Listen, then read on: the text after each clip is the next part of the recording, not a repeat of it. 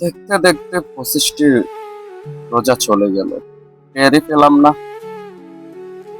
কিভাবে 25টা রোজা চলে গেল। আর মাত্র 5 দিন পর ঈদ,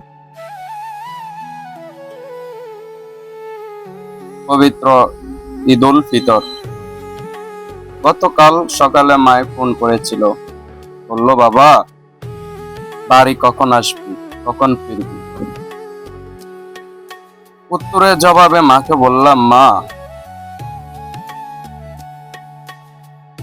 আসলে আমি তো এখনো বলতে পারছি না, আমাদেরকে তো এখনো ছুটি দেয়নি, কবে ছুটি দিব, ছুটি দিলে তোমাকে জানাবো। আসলে উদ্দেশ্যটা এইখানে নয়, আমাদের মতো মধ্যবিত্ত যারা রয়েছে, বিভিন্ন জায়গায় চাকরি করেন,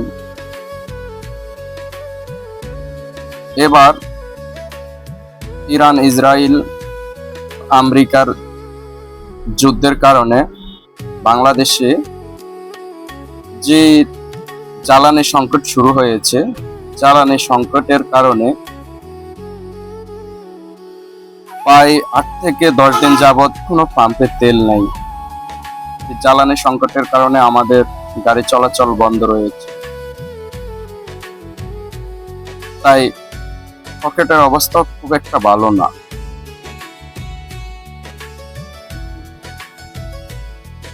তাই মনে মনে ভাবতেছি ঈদটা মানে আরো কিছুদিন পরে আসলে ভালো হতো, কিন্তু তা কি আর সম্ভব? আল্লাহ তাআলার আইন, আল্লাহ তাআলার হুকুম, সেটা তো কখনো লড়চড় করা সম্ভব নয়। কিন্তু তবুও এটা মনের একটা ভাবনা আর কি। ভাবতেছি আমরা যারা মধ্যবিত্ত পরিবার আছি,